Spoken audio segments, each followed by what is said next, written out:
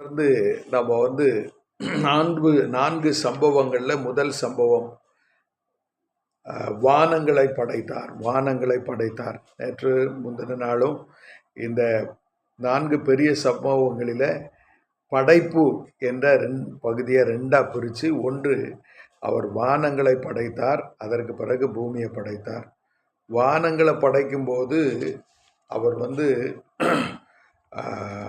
பரலோகத்தில் உள்ளவைகள் என்ற ஒரு வார்த்தையை கொலோசியர் 1:15 வாசிக்கிறோம். காணப்படாதவைகள் அப்படின்னு நம்ம பார்க்கிறோம். காணப்படாதவைகளில் நம்ம பிரதானமாக படிக்கிறது தூதர்களை பற்றி படித்தோம். தூதர்கள் தேவனுடைய படைப்பு. அவர் வந்து அவர்களை சிருஷ்டித்தார். அது அவர்கள் பணிவிடையின் ஆவியை பெற்றவர்கள்.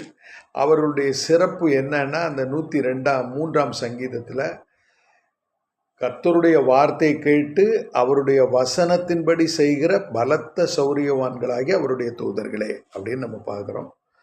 ஆண்டவர் அவர்களை வந்து படைத்தார். மனிதனை போல அவர் படைக்காம அவர்களை பணிவிடையின் ஆவிகளாக படைத்தார். அப்படி நம்ம பார்த்தோம். அதில் அந்த சேனை வந்து 10,000 10,000 அது பரலோகத்தில் இருக்குது. அதை நம்ம பார்க்க முடியாது. இனி போய் பார்ப்போம். அந்த தூதரில் ஒரு குழுவினர் தான் ஆராதனைக்குரியவர்கள். அவர்களை நம்ம பார்த்தோம். அந்த ஆராதனை தூதன் வந்து அவனுடைய படைக்கப்பட்ட நாளிலே அவன் வந்து பழுதொன்றும் இல்லாமல் மிக நேர்த்தியாக ஆண்டவருக்கு ஆராதனை செய்து வந்தான். 1000 10,000 தூதர்கள் மத்தியில், துதியின் மத்தியில் வாசம் பண்ணுகிற கர்த்தர்.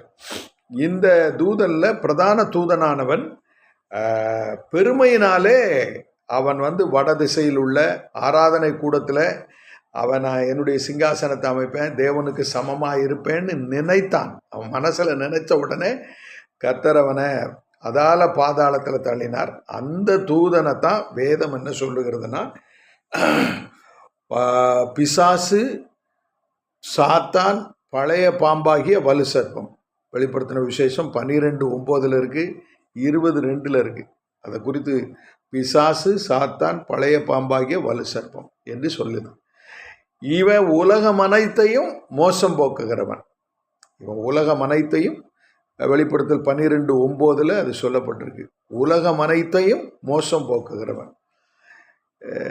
இவனுடைய கண்ட்ரோலில் தான் உலகம் இருக்குது. எப்படி அவனுடைய கண்ட்ரோலுக்கு போச்சுங்கிறத நம்ம படிக்கலாம். இப்போ பாருங்க, இந்த படைப்பில் அவர் வந்து பரலோகத்தில் உள்ளவைகளை அவர் படைத்தார். அதில் குறித்து சொல்லும்போது 103 சங்கீதத்தில் கர்த்தர் வானங்களில் தமது சிங்காசனத்தை ஸ்தாபிக்கிறார், அவருடைய ராஜரீகம் சர்வத்தையும் ஆளுகிறது. சர்வம்னு சொன்னால் பரலோகத்தையும் வான மண்டலங்களையும் இந்த பூமியில் உள்ளவைகளையும் சகல கோள்களில் இருக்கிறவைகள் எல்லாவற்றையும் அவர் ஆளுகை செய்கிறார். அவருடைய 22 சொல்லுது, கர்த்தர் ஆளுகிற எவ்விடங்களிலும் உள்ள அவருடைய சகல கிரியைகளே. அவருடைய கிரியைகளை வந்து எண்ணவே முடியாது. அவரை ஸ்தோத்தரியுங்கள், என் ஆத்துமாவே கர்த்தரை ஸ்தோத்தரி. கடைசியில் சொல்லி முடிக்கும்போது எல்லா கிரியைகளும் ஸ்துதியுங்கள் சொல்லிட்டு ஆத்துமாவே கர்த்தரை ஸ்தோத்தரின்னு சொல்லுது. ஏன் அப்படி சொல்கிறாருன்னா, இதெல்லாம் படித்தாதான் கர்த்தரை துதிக்க முடியும். ஏன்னா அவருடைய வல்லமை, அவருடைய பராக்கிரமம், அவருடைய ஆளுகை, அவருடைய படைப்பு, அதனுடைய அந்த படைப்பினுடைய வரிசை, இவைகளெல்லாம் நம்ம படிக்க அவர் மகா பெரிய தேவன் என்பதை நம்ம உணர்கிறோம். இப்போ பாருங்கள், இந்த 4 சம்பவங்களில் நம்ம முதல் சம்பவம் படைப்பை படிக்கிறோம். இப்போ படைப்பில் ஒரு பகுதி வானங்களை படைத்தார், இன்னொரு பகுதி பூமியை படைத்தார். அது நம்ம ஆதியாகமம் 1 அதிகாரத்தில் அது நம்ம படிக்கிறோம். பூமியை அவர் படைக்கும்போது எப்படி படைத்தார். இப்போ பாருங்க, இந்த விழுந்து போன தூதன் இருந்த இடம் ஏதேன். அந்த ஏதேன்ல இருந்து அவன் தள்ளப்பட்டான். அப்போ அந்த பரலோகத்தில், அந்த தேவனுடைய சிந்தையில், தேவனுடைய படைப்பில் ஏதேன் வந்து ஒரு சிறப்பான ஒரு இடம். ஏதேன் என்பது தேவனுடைய தோட்டம். தேவனுடைய தோட்டம். அந்த தேவனுடைய தோட்டம் எப்படி இருக்கும்? நம்மளே ஒரு தோட்டத்தை உண்டாக்குனா எப்படி உண்டாக்குறோம்? அப்போ அவர் ஒரு தோட்டத்தை வைத்திருப்பாருன்னா அது அந்த தோட்டம் எப்படி இருந்திருக்கும்? அது அவ்வளவு மகிமையான ஒரு தோட்டம். அந்த தோட்டத்தில் தான் இந்த ஆராதனை தூதன் காப்பாற்றுகிறதற்காக முத்திரை மோதிரமாக அவனை அங்கே வைத்திருந்தார். ஏன்னா அவருக்கு அந்த தூதனுக்கு தேவனுடைய இருதயத்தில் ஒரு சிறந்த இடம் இருந்தது. ஏன்னா மற்ற தூதர்கள் எல்லாம் பணிவிடை செய்கிறார்கள், இவனோ ஆராதனை செய்கிறவனாய். அப்போ துதிகளின் மத்தியில் ஆண்டவர் வாசம் பண்ணுகிறார். ஆண்டவர் நம்முடைய துதியின் மத்தியில் வாசம் பண்ண விரும்புகிறார். விழுந்து போன தூதனுடைய துதி அவருக்கு அருவருப்பாயிற்று. நம்ம அதற்கு பிறகு படைக்கப்பட்ட மனிதர்களே ஆண்டவர் அவருடைய துதிகளின் மத்தியில் வாசம் பண்ண விரும்புகிறார். பாருங்க, இந்த உலகத்தை ஆண்டவர் படைத்தார். நீங்க பார்த்தீங்கன்னா சங்கீதம் 136 5 6 வசனங்கள். சங்கீதம் 136 5 6 வசனங்களை பாருங்க. 136ஆம் சங்கீதம் 5 6 வசனங்கள். இந்த வசனங்களை பாருங்க. நமக்கு அங்கே சில காரியங்களை ஆண்டு சொல்றாரு. பாருங்க, சங்கீதக்காரன் கர்த்தரை துதியுங்கள்னு சொல்லிட்டு அவர் சொல்றாரு, வானங்களை ஞானமாய் உண்டாக்கினவரை துதியுங்கள். வானங்களை ஒன்று இல்லை, வானங்கள் பல அடுக்குகளாக இருக்கு. ஆண்டவர் சொல்லும்போது ஜபத்தில் பரமண்டலங்களில் இருக்கிற எங்கள் பிதாவேன்னு சொல்றார். மண்டலங்களில், ஆகாய மண்டலங்களில் அப்படின்னு சொல்றார். அப்புறம் பாருங்க, தண்ணீர்களுக்கு மேலே பூமியை பரப்பினவரை துதியுங்கள். தண்ணீர்களுக்கு மேலே பூமியை பரப்புறார். பூமி தண்ணீரிலிருந்து தோன்றினது. நம்ம ஏற்கனவே சொன்னோம், நம்முடைய சரீரத்தில் 96% தண்ணி தான் இருக்கு. திரவ வாயு நிலையை பற்றி நான் உங்களுக்கு சொன்னேன். பார்த்தீங்கன்னா ஆண்டவர் பார்த்தீங்கன்னா தண்ணீரிலிருந்து சகலத்தையும் உண்டாக்குகிறார். உலகத்தில் 108 தனிமங்கள் இருக்குன்னு கண்டுபிடிச்சிருக்காங்க. இன்னும் கண்டுபிடிக்க முடியாத தனிமங்கள் இருக்கு. இப்போ பார்த்தீங்கன்னா நட்சத்திரங்களுடைய மகிமை ஒன்றுக்கொன்று வேறு என்று சொல்லப்பட்டு இருக்கிறது. நட்சத்திரங்களில் இருக்கிற அந்த மகிமை வேறு வேறாக இருக்கிறது. ஒவ்வொரு நட்சத்திரத்துக்கும் ஒவ்வொரு மகிமை வைத்திருக்கிறார். அப்போ திடப்பொருள் அல்ல, திரவத்திலிருந்து, அதாவது திரவ பொருளிலிருந்து சகலத்தையும் உண்டாக்குகிறவர். திரவம் இப்போ தண்ணீர் அப்படின்னு எடுத்துக்கிட்டா ஹைட்ரஜனும் ஆக்சிஜனும் சேர்ந்தது. அந்த ஹைட்ரஜனும் ஆக்சிஜனையும் சேர்க்க முடியாது. அதை சர்வ வல்லவர் தான் சேர்க்க முடியும். கடலில் போய் பாருங்கள், தண்ணீர் எவ்வளவு பெருசாக இருக்கு, எவ்வளவு திரளாக இருக்கிறது. அதே மாதிரி வானத்தை நீங்கள் பார்த்தீங்கன்னா வானம் நீர் ஆவியினால் இருக்கிறது. நீர் ஆவியினால் அது உண்டாயிருக்கிறது. ஏன்னா ஆண்டவர் அதை படைக்கும் போது பார்த்தீங்கன்னா அந்த படைப்பின் வரலாறில் நீங்கள் பார்த்தீங்கன்னா ஆதியாகமம் 1ஆம் அதிகாரத்தில் அவர் 6ஆம் வசனத்தில் பாருங்க, 5ஆம் வசனத்தில் பாருங்க, தேவன் வெளிச்சத்திற்கு பகல் என்று பெயரிட்டார், இருளுக்கு இரவு என்று பெயரிட்டார், சாயங்காலமும் விடிய காலமும் ஆகி 1ஆம் நாள் ஆயிற்று. முதல்ல வெளிச்சத்தை உண்டாக்குறார். வெளிச்சம் அப்படின்னு சொன்னால் வெப்பமில்லாத வெளிச்சமும் இருக்கிறது, வெப்பமுள்ள வெளிச்சமும் இருக்கிறது. நீங்கள் நம்ம பரலோகத்தில் போய் கிறிஸ்துவே நமக்கு வெளிச்சமாக இருப்பார், சூரியனாக இருப்பார். அந்த சூரியன் வெப்பமில்லாத சூரியன். அது 24 மணி நேரம் அது இருக்கும். அதில் ஆரோக்கியம் இருக்கும். இப்போ நம்ம பார்க்குற சூரியனில் வெப்பம், அந்த வெளிச்சத்தில் வெப்பம் இருக்குது. அந்த வெப்பம் தான் எல்லாவற்றையும் உருக செய்கிறது. அந்த வெப்பம், அதாவது ஒளி கதிரில், ஒளி கீற்றில், சூரியனிலிருந்து வருகிற அந்த ஒளி கீற்று நேர்கோட்டில் தான் செல்லும். அதாவது சூரியனை கர்த்தர் நீதிக்கென்று படைத்திருக்கிறார். சூரியனை பார்த்தா அவருடைய நீதி வழங்கும். அது எப்படி இருக்கும்?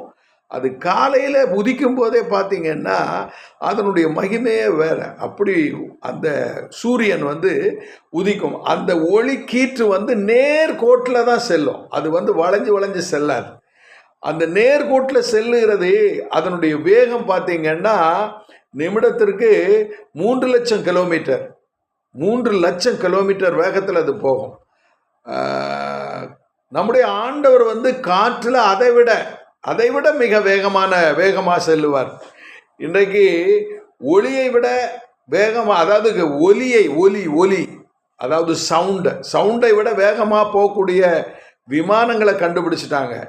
ஆனால் ஒளியை விட வேகமாக செல்லக்கூடிய வந்து விண்கலங்களை இன்னும் கண்டுபிடிக்க முடியாது. ஏன்னா அவ்வளவு வேகத்தில் போனால் எல்லாம் எரிஞ்சு சாம்பலாக போயிடும். ஆனால் கர்த்தர் வந்து மேகங்களில் அப்படி அவர் போகிறார். அவருடைய மகிமை, அவருடைய வல்லமை அவ்வளவு பராக்கிரமமானது. இப்போ பாருங்க, இந்த வெளிச்சம், இப்போ பாருங்க, இந்த வெளிச்சம், முதல்ல வெளிச்சத்தை உண்டாக்கி அதை வந்து தண்ணீரை வந்து ரெண்டா பிரிக்கிறார் பாருங்க, 6. பின்பு தேவன் ஜலத்தின் மத்தியில் ஆகாய விரிவு உண்டாக கடவது என்றும் அது ஜலத்தினின்று ஜலத்தை பிரிக்க கடவது என்றும் சொன்னார். அப்புறம் பாருங்க, தேவன் ஆகாய விரிவை உண்டு பண்ணி ஆகாய விரிவுக்கு கீழே இருக்கிற ஜலத்திற்கு தண்ணீருக்கும் ஆகாய விரிவுக்கு மேலே இருக்கிற ஜலத்திற்கும் பிரிவு உண்டாக்கினார். அது அப்படியே ஆயிற்று. அப்போ பாருங்க, பூமி தண்ணீர்னால உண்டாயிருக்கு, வானமும் தண்ணீர்னால உண்டாயிருக்கு. இந்த தண்ணீர் வந்து திரவ நிலை, இதனுடைய வாயு நிலை வந்து ஆவி, நீர் ஆவி. இப்போ வானம் என்னத்தினால உண்டாக்கப்பட்டிருக்கு? நம்ம அறிவின்படி, அறிவியலின் உடைய கண்டுபிடிப்பின்படி வானத்தில் தூசிகள் இருக்குது, வானத்தில் நீர் ஆவி இருக்குது. அதைத்தான் நம்ம மேகம்னு சொல்கிறோம். இன்னும் அதற்கு மேலே பாருங்க, இப்போ செவ்வாய் கிரகம் போன்ற கிரகங்கள் எல்லாம் திரவம் நீர் இருக்குங்கிறதுங்க மாதிரி ஒரு தகவல் வந்திருக்கு. அது உறுதிப்படுத்தப்பட்ட தகவல் இல்லை. ஆனால் நம்ம வேதம் என்ன சொல்லுகிறது என்றால், நீங்கள் பாருங்க, சங்கீதம் சகரியா 12:1 பாருங்க, சகரியா 12:1. அந்த சகரியா 12:1 நம்ம என்ன பார்க்குறோம்? சகரியா 12ஆம் அதிகாரம் 1ஆம் வசனம் பாருங்க. அந்த வசனத்தில்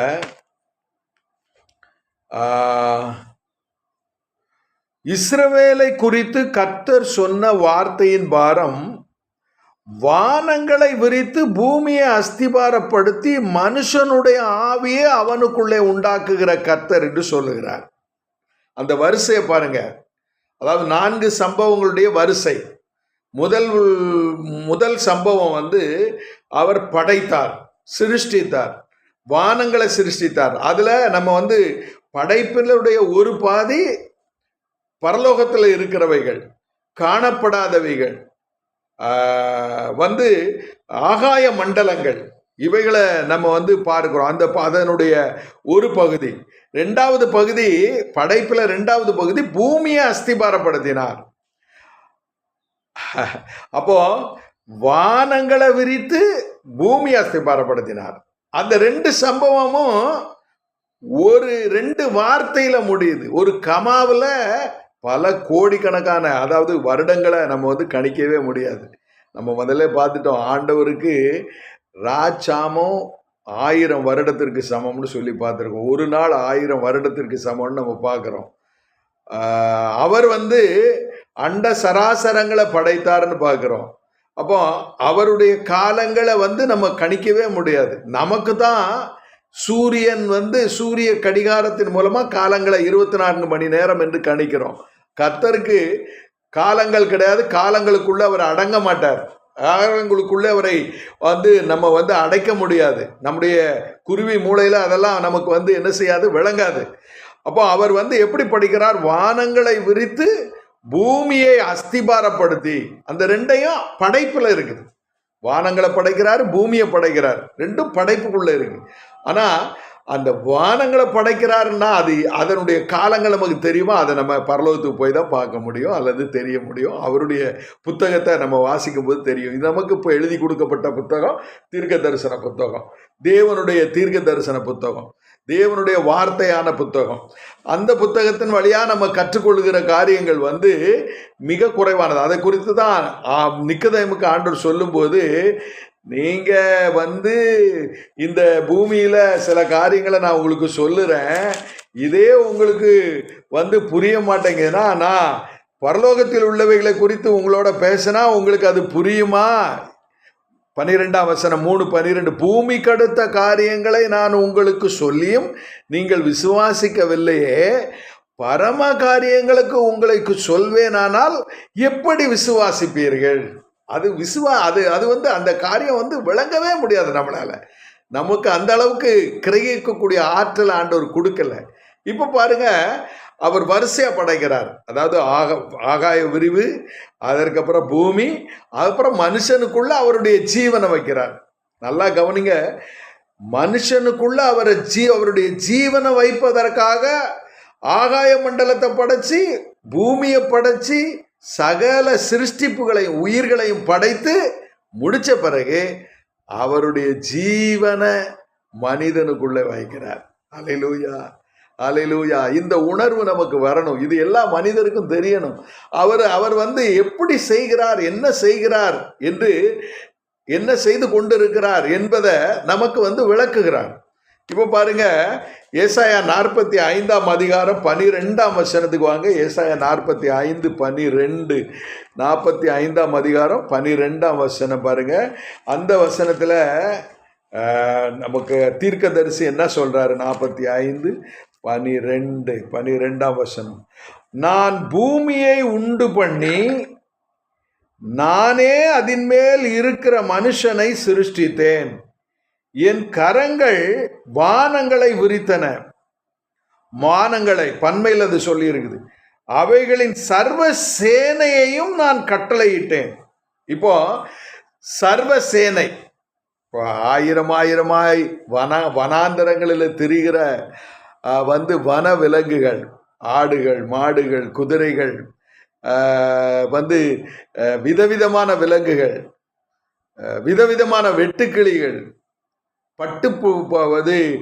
முசுக்கொட்டை பூச்சிகள் எல்லாம் அவருடைய சேனை. அவர் கட்டளையிட்டா எல்லாம் வரும், எல்லாம் மறைந்திருக்கு.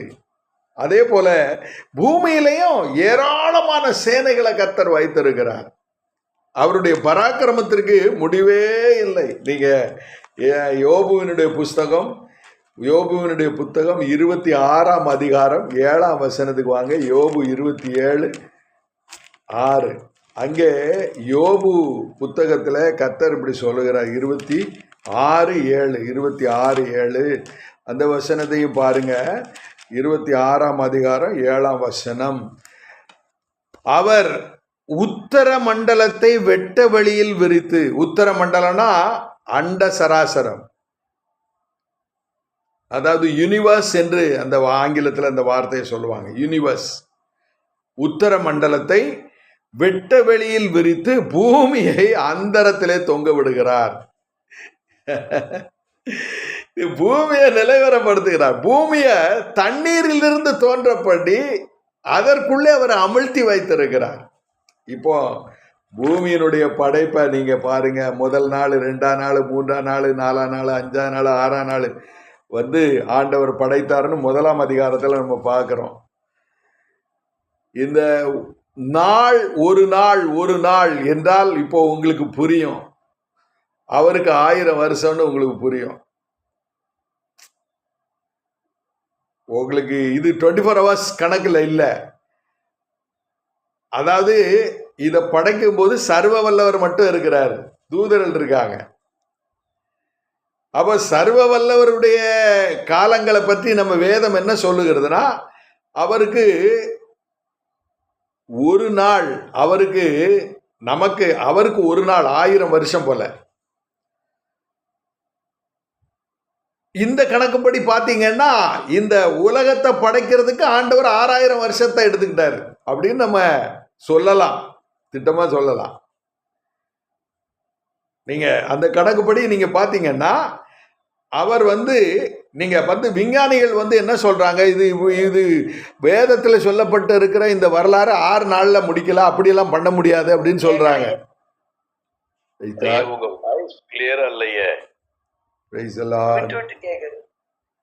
ஸ்தோத்திரம். ஒரு நிமிஷம்.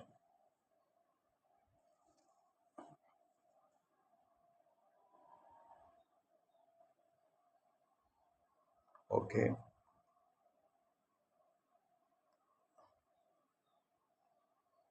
பரிசுத்தரே உமக்கு ஸ்தோத்திரம்.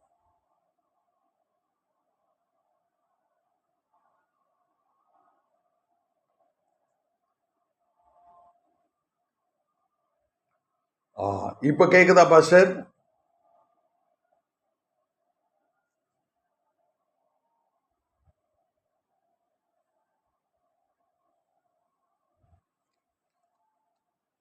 பாஸ்டர் இப்ப கேக்குதா பாஸ்டர்? தெளிவா இருக்கா பாஸ்டர்? இப்ப பேசுங்க ஐயா. பாஸ்டர் இப்ப தெளிவா இருக்கா? ஆமா ஆமா. Praise the Lord. இப்ப பாருங்க, ஒரு நாள், அதாவது 3ஆம் வசனம், தேவன் வெளிச்சம் உண்டாக கடவது என்றார், வெளிச்சம் உண்டாயிற்று.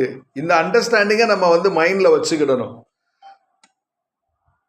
அதாவது பூமி, அறிவியல் அறிஞர்கள் சொல்றாங்க, லட்சக்கணக்கான, அதாவது ஆயிரக்கணக்கான ஆண்டுகளுக்கு முன்னானது. இப்போ புதை பொருள் ஆராய்ச்சியின் மூலமா பாசில்கள், அதாவது அந்த முந்தின காலங்களில் வாழ்ந்த அந்த மிருகங்களுடைய படிவங்களை எடுத்து அதை வச்சுக்கிட்டு என்ன சொல்றாங்க, அது 1000 ஆண்டுகள், 10,000 ஆண்டுகளுக்கு முன்னால, 25,000 ஆண்டுகளுக்கு முன்னால அப்படின்னு சொல்றாங்க.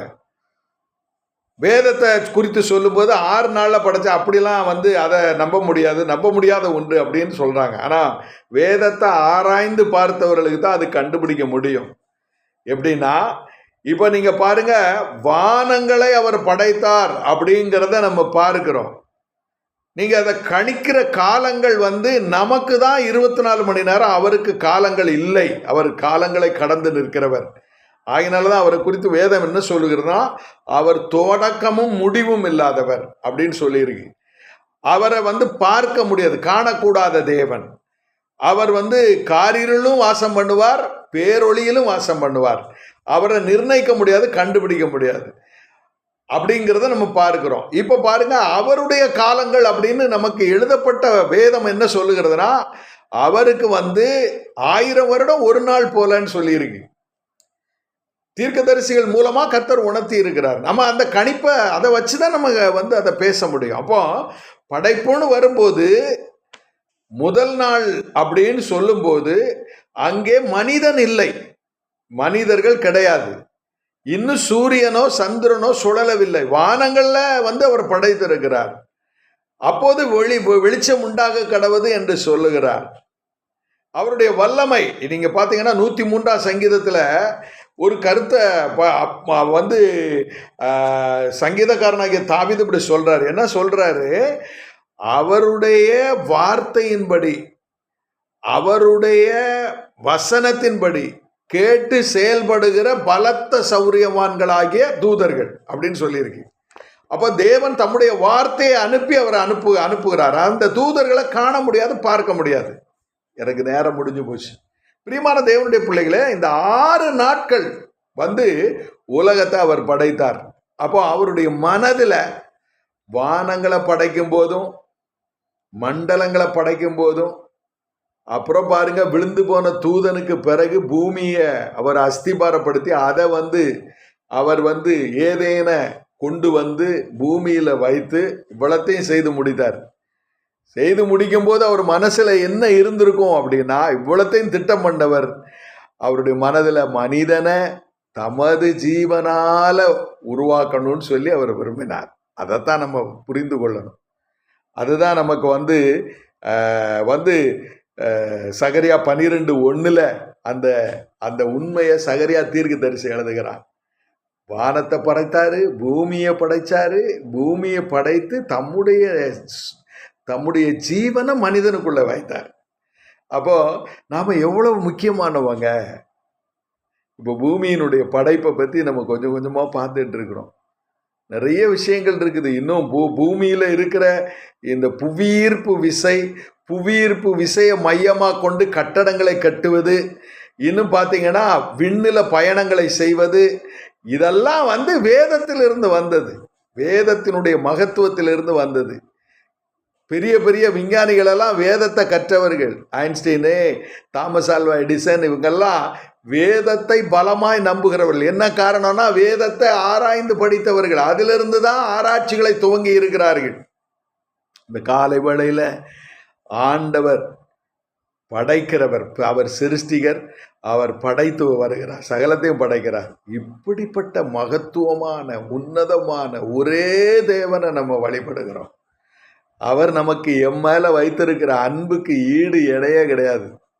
எபேசியர் 4ஆம் அதிகாரத்தில் அவருடைய அன்பின் அகல ஆழ நீளம் உயரத்தை அறியவே முடியாதுன்னு வேதம் சொல்லுகிறது. அன்பான தேவனுடைய பிள்ளைகளே, நான் பெற்றிருக்கிற சிலாக்கியம் எவ்வளோ பெருசு பாருங்க. கர்த்தரை துதிப்போம், ஆண்டுடைய சமூகத்தில் நம்மை ஒப்பு கொடுப்போம். இந்த நாள் முழுவதும் தேவ கிருபை நம்மை ஆளுகை செய்யட்டும். கண்களை மூடி ஜெபிப்போம். நல்ல ஆண்டவரே, இந்த காலை வேளைக்காய்க்கு நன்றி சொல்லுகிறோம். ஆண்டவரே, நீர் எவ்வளவு மகத்துவமானவர், எவ்வளவு மகிமையானவர், வல்லமையானவர். உங்களுடைய மகிமைக்கு முடிவே இல்லை ஆண்டவரே. குடும்பங்களை நீ நேசிக்கிறீர். குடும்பங்களை நேசிக்கும்படி ஆண்டவரே வானங்களை உண்டாக்கினீர். ஆண்டவரே வான மண்டலங்களை உருவாக்கினீர். ஆண்டவரே பூமியை நிலைவரப்படுத்தும்படி ஒன்றுக்கு ஒன்று ஈர்ப்பு சக்தியினாலே வானத்தில் அந்தரத்தில் எல்லாவற்றையும் தொங்க விட்டு இருக்கிறீர். ஆண்டவரே, ஆண்டவரே, இவையெல்லாம் படைப்பதற்கு ஒரே ஒரு காரணம் தான் இருந்தது. ஆண்டவரே, மனிதனை உம்முடைய சாயல்ல படைக்கணும்னு நீர் இவ்வளவு பிரயாசம் எடுக்கிறீர், இவ்வளவையும் நீர் செய்கிறீர். ஆண்டவரே, எவ்வளவு பெரிய நல்ல தேவன். ஆண்டவரே, ஆண்டவரே, நீர் நல்லவர் என்பதை உணர்கிறோம். ஆண்டவரே, உம்மை குறித்து படிக்க படிக்க எங்களுடைய சிந்தையில கர்த்தாவே உம்முடைய மகிமையை நாங்கள் உணர்கிறோம். கர்த்தாவே, தொடர்ந்து எங்களை நடத்தும். இந்த பகல் முழுவதில் உம்முடைய கிருபை கூட இருப்பதாக இயேசுவின் நாமத்தில் வேண்டுகிறோம் நல்ல பிதாவே, ஆமென்.